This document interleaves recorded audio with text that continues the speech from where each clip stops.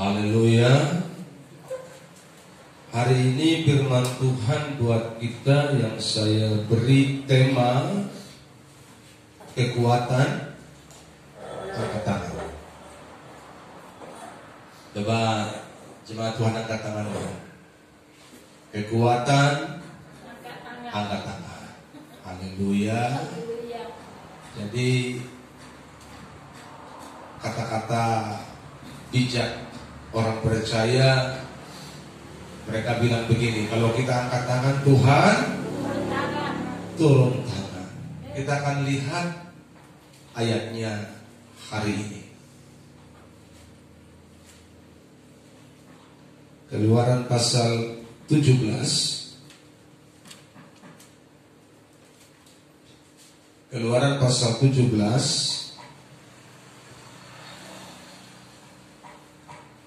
Lalu datanglah orang Amalek, mulai ayat 8, dan berperang melawan orang Israel di Rafidim.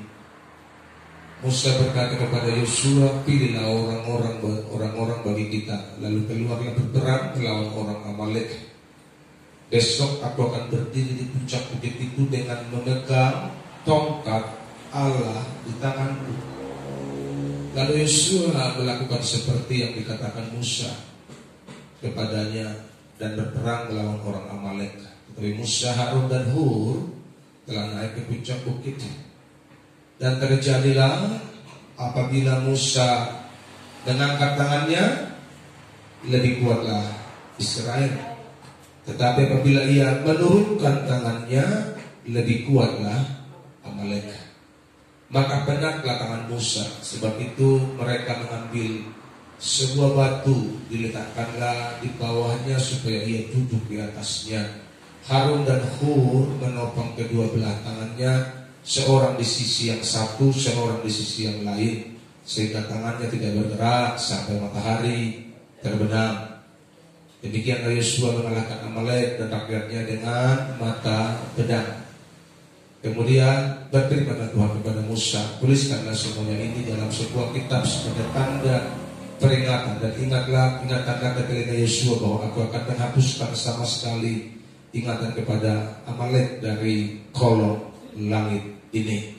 Lalu Musa mendirikan mezbah dan menamainya Tuhanlah panji-panjiku. Puji Tuhan. Kita akan belajar betapa sederhananya, betapa mudah caranya untuk kita bisa mendapatkan keajaiban dari Tuhan. Caranya sangat simpel, tinggal angkat tangan. Saudara percaya? Haleluya. Jemaat Tuhan percaya? Ini kebenaran Tuhan yang jelas-jelas dituliskan dan disampaikan untuk kita hari ini, di mana kronologisnya ketika bangsa Israel berjalan di padang gurun, ada bangsa Amalek, kata firman Tuhan, yang mau menyerang mereka.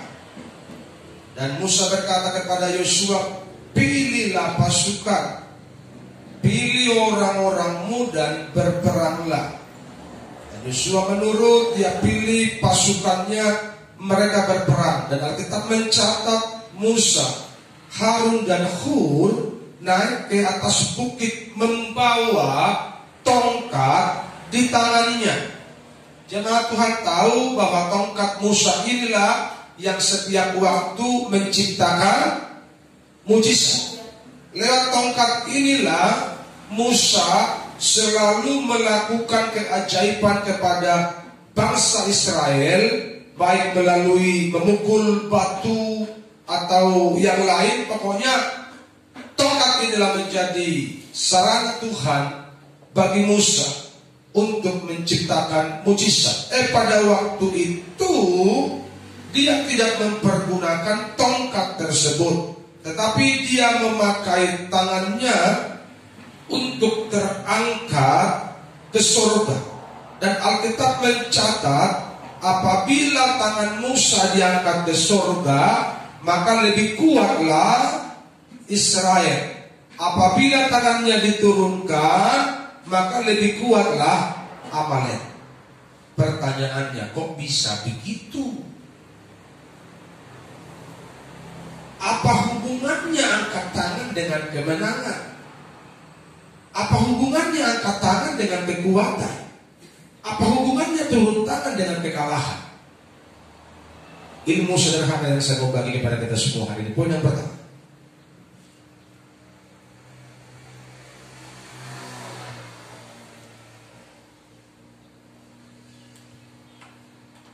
penyerahanmu kunci sukses. Dan terjadilah apabila Musa mengangkat tangannya, lebih kuatlah Israel. Tapi apabila ia menurunkan tangannya, lebih kuatlah Amalek. Jadi kuncinya di mana? Ada pada penyerahan. Tanganku ku angkat padamu.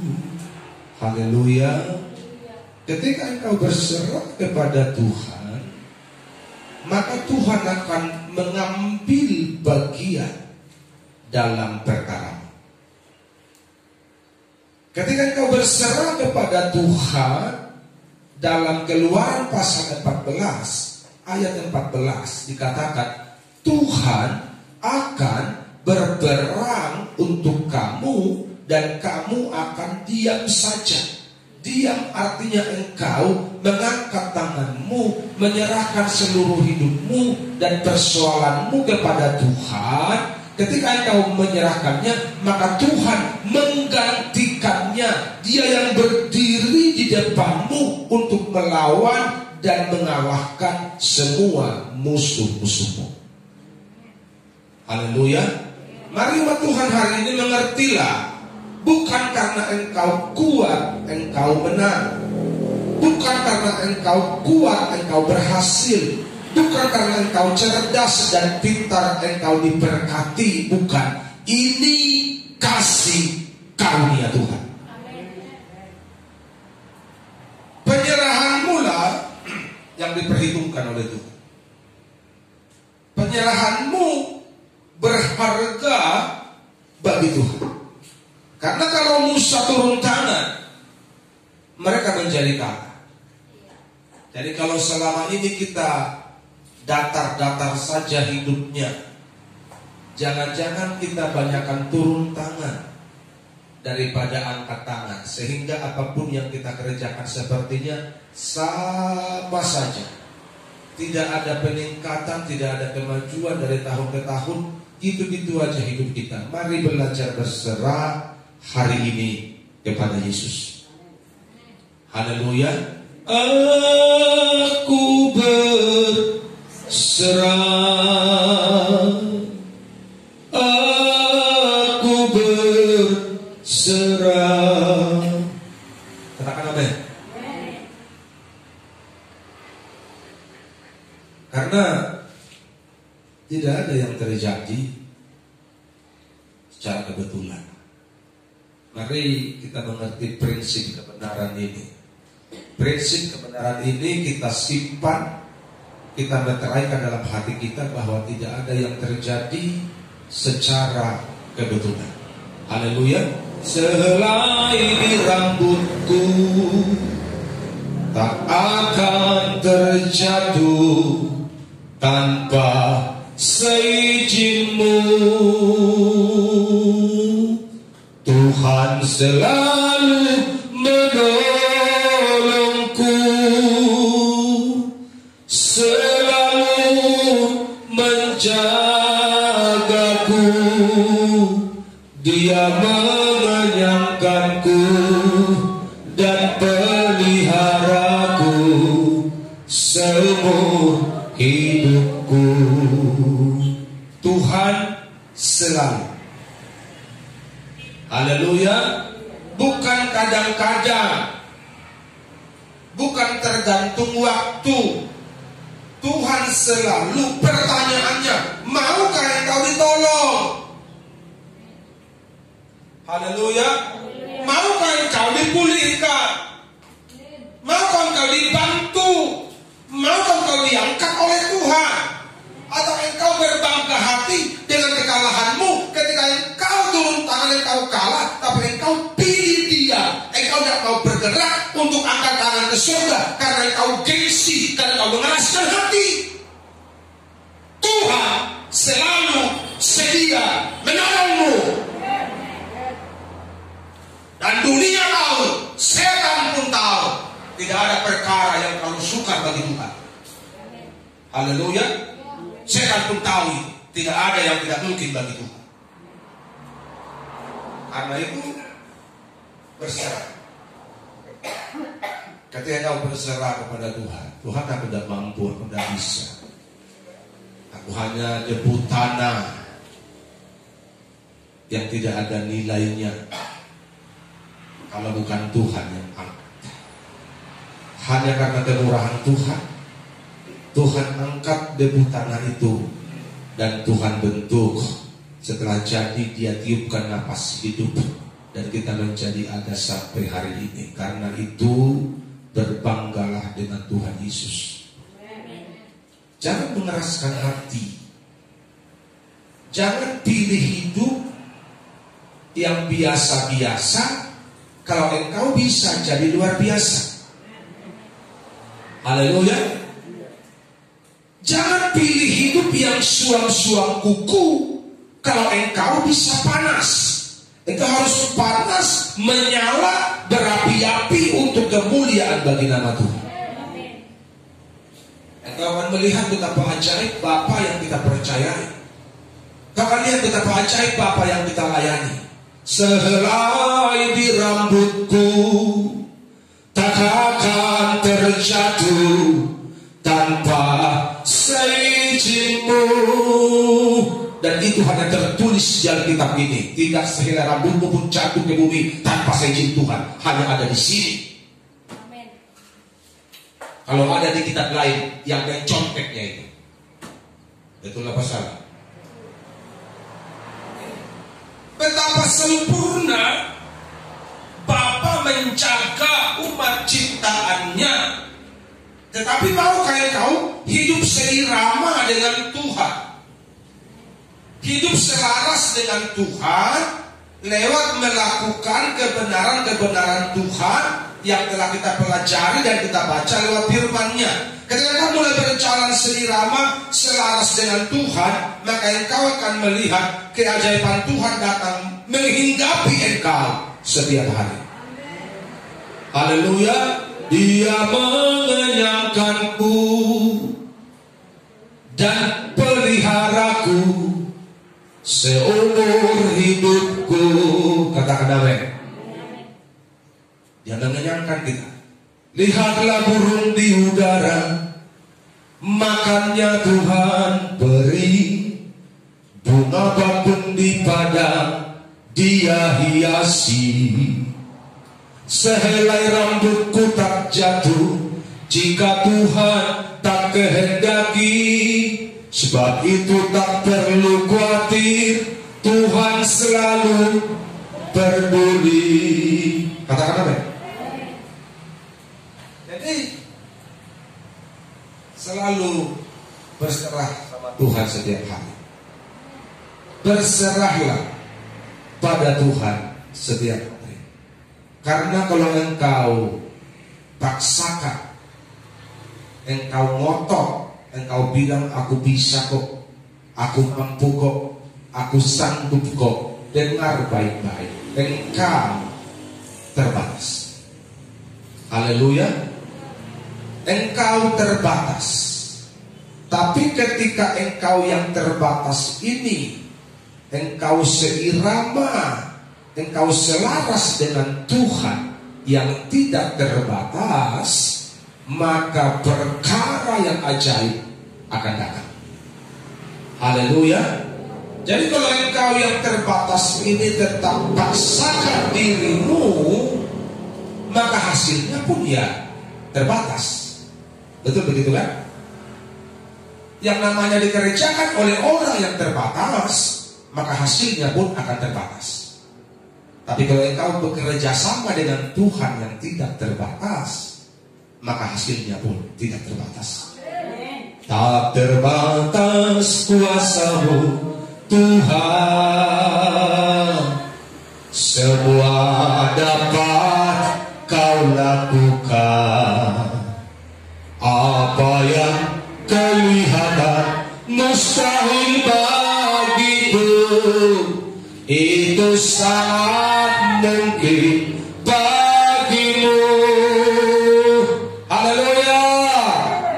Saya beritahu kepada saudara, dengan kekuatan bangsa Israel, mereka tidak bisa mengalahkan orang Amalek. Kenapa? Karena bangsa Israel belum punya pengalaman untuk berperang. Karena mereka telah diperbudak 430 tahun. Dan saudara tahu, perbudakan itu membuat orang minder, membuat orang rendah diri. Dan sekarang setelah mereka keluar dari perbudakan, mereka diperhadapkan kepada musuh. Dan tahu saudara, alasan Tuhan, kalau saudara baca Alkitab, alasan Tuhan, kenapa Tuhan menuntut bangsa Israel keluar dari Mesir, supaya bangsa itu tidak tawar hati ketika datang musuh menyerang mereka. Karena mereka belum terlatih menjadi prajurit. Karena akan banyak musuh kalau mereka tidak lewati padang gurun. Sehingga mereka melewati padang gurun, ternyata ada satu bangsa yang masih ngotot mau menyerang mereka, namanya bangsa Amalek. Mereka tidak punya pengalaman. Dari sudut manapun, tanpa Tuhan, mereka pasti kalah. Jadi saya beritahu kepada saudara, bukan soal seberapa kuat engkau, seberapa jago engkau, seberapa mahir engkau, tapi adakah Tuhan bekerja dalam hidupmu?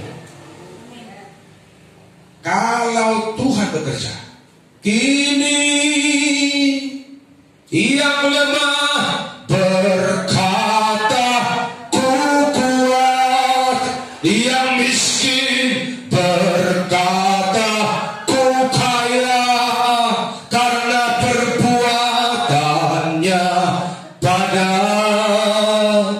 kita. Syukur. Kalau tanpa Tuhan, engkau yang lemah akan tetap lemah. Betul apa salah? Betul. Tanpa Tuhan, engkau yang minus tetap minus. Tanpa Tuhan, engkau yang miskin tetap miskin. Engkau yang tidak punya tetap punya, tetap tidak punya. Engkau yang tidak bisa tetap tidak bisa. Tetapi ketika ada Yesus Tuhan bekerja dalam hidupmu, maka yang tidak mungkin dimungkinkan, yang miskin diperkaya, yang sakit disembuhkan, yang buta bisa melihat oleh karena perbuatan Tuhan. Beri kemuliaan bagi Tuhan Yesus. Haleluya. Jadi mari kita belajar. Saya beritahu ulang kepada saudara, terlalu banyak ajaiban di surga yang kita bisa nikmati kalau kita join dengan Tuhan secara benar. Amin. Terlalu banyak keajaiban, mujizat yang Tuhan mau beri buat kita ketika kita join, bekerja sama dengan Tuhan. Haleluya. Ini firman Tuhan buat bangsa Israel. Saudara bisa bayangkan laut terbelah, laut keberau terbelah.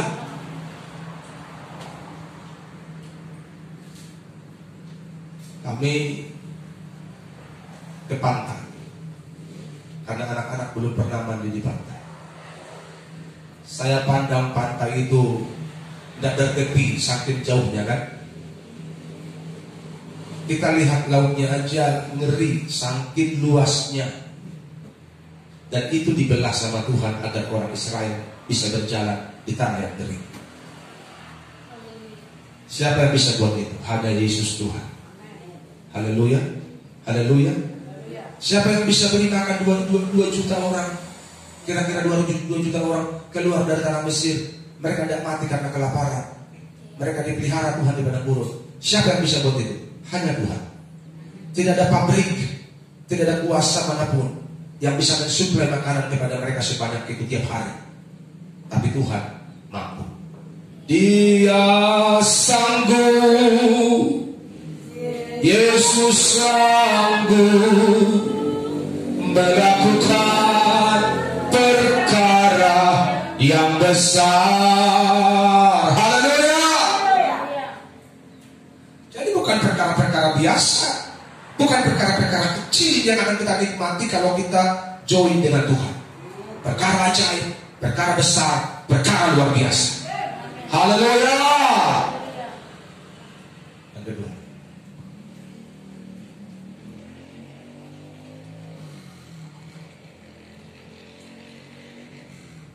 maka penatlah tangan Musa, sebab itu mereka mengambil sebuah batu, diletakkannya di bawahnya supaya ia duduk di atasnya. Harun dan Hur menopang kedua belah tangannya, seorang di sisi yang satu, seorang di sisi yang lain, sehingga tangannya tidak bergerak sampai matahari terbenam. Yang kedua, bangun relasi, kerjasama.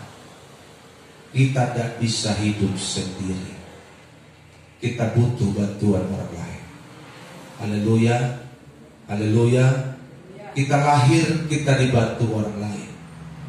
Kita sekolah, kita diajari orang lain. Kita kerja, digaji orang lain. Kita mati, dikubur orang lain. Pernah saudara lihat orang mati mengubur dirinya sendiri? Mari, jangan egois. Kita harus kerjasama. Kerjasama itu hal yang baik, harus dibangun untuk mencapai tujuan. Ingat, lidi satu batang mudah dipatahkan, tapi kalau banyak dia menjadi satu. Itu gambaran kesatuan hati. Jadi kita perlu membangun relasi dengan Tuhan terlebih dahulu, baru yang kedua dengan sesama. Engkau yang bekerja, engkau tidak boleh egois. Kalau engkau egois, engkau tidak pernah sukses. Karena tendermu, ordermu itu dari orang lain, bukan kau yang ciptakan. Itulah masalah. Engkau yang jualan, engkau tidak boleh sombong.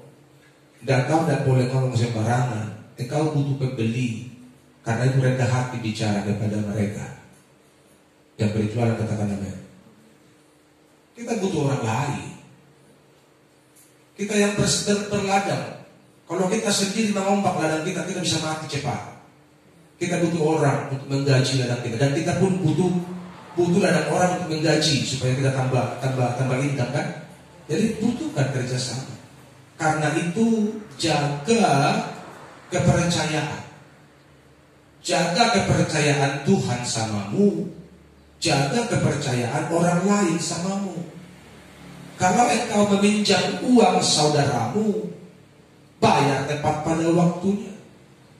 Kalau tidak bisa kau bayar tepat pada waktunya, minimal kasih kabar. Sorry coba saudaraku, diundur nih bayar utangku karena belum panen, misalnya begitu. Berkabar itu namanya menjaga hubungan, menjaga relasi. Yang setuju katakan amin. Kita nggak bisa sendiri. Saya gembala karena ada domba-domba. Kalau pada domba, gembala apa? Gembala kambing, ya kan? Jadi dibutuhkan kerjasama. Makanya kepercayaan itu harus dijaga dengan sebaik-baiknya. Kalau dalam kitab Mazmur katakan itu orang yang berintegritas itu memegang sumpah walaupun rugi. Artinya kalau kita sudah berjanji, kita harus penuhi janji itu walaupun itu merugikan kita. Kenapa demikian Pak Pendeta? Demi menjaga nama baik. Haleluya. Demi menjaga nama baik.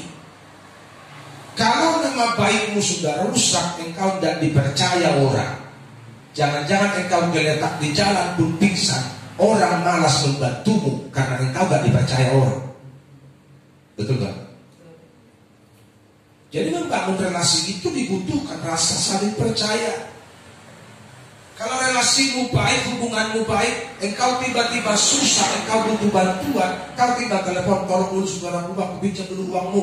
Orang gak mikir-mikir untuk memberi kepada buat apa rumah saudaraku? Aku kamu ada urusan penting, dikirim kau uang. Tapi kalau orang tak percaya, 10 orang kau telepon, 10 orang bilang gak ada bah, gak ada bah, gak ada bah. Padahal yang kau pinjam itu orang kaya. Kalau sampai 10 orang kaya kau pinjam bilang gak ada, itu something wrong. Berarti ada sesuatu yang tidak beres dengan hidupmu, makanya kau gak ditolong. Betul begitu kan? Ada orang-orang yang fanatik, yang penting Tuhan, yang penting Tuhan, yang penting Tuhan. Kalau engkau buka toko, pembeli itu bukan Tuhan. Siapa pembelinya? Tapi mereka bisa digerakkan Tuhan.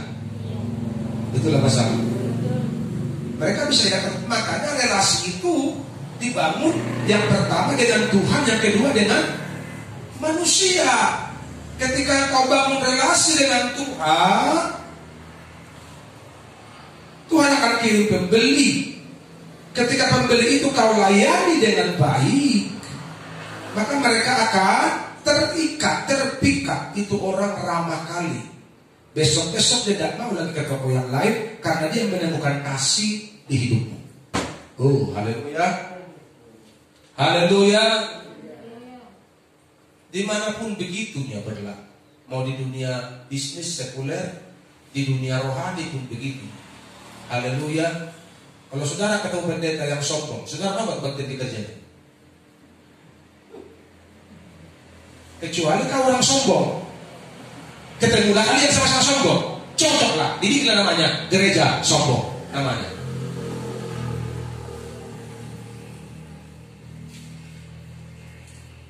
Betul begitu? Itu loh. Kenapa ada jemaat yang hatinya gak beres, tapi dia cocok di satu gereja? Tandanya gereja itu gereja gak beres.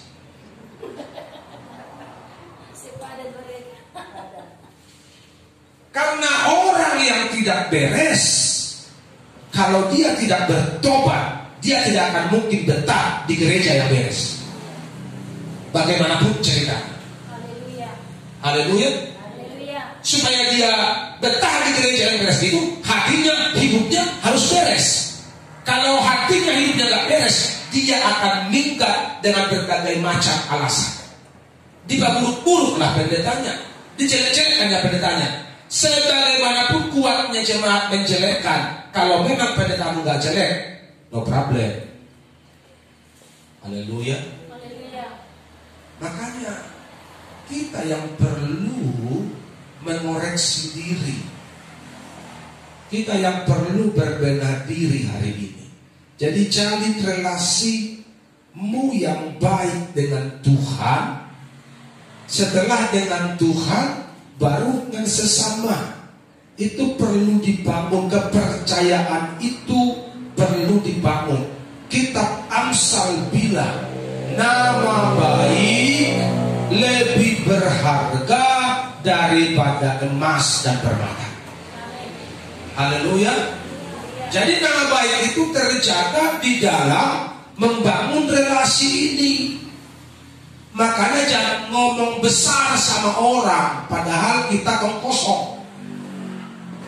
Haleluya. Jangan suka menggombali orang, karena cepat atau lambat kebenaranmu akan nampak. Haleluya. Cepat atau lambat keaslianmu akan nampak. Karena itu mari kita ngomong apa adanya, bicara apa adanya. Jangan membesar-besarkan dirimu supaya engkau dipuji orang. Tidak usah kejar pujian orang. Yang perlu kita kejar adalah pujian dari Tuhan. Dan orang yang dipuji Tuhan itu tahu saudara adalah orang yang tahan uji. Orang yang tahan ujilah akan dipuji sama Tuhan. Haleluya. Jadi bangun relasi, hubungan yang baik dengan Tuhan dan dengan sesama. Terkhusus dengan sesama kita hamba-hamba Tuhan, orang-orang percaya, supaya hidup kita menjadi terang dimanapun kita ada. Puji Tuhan.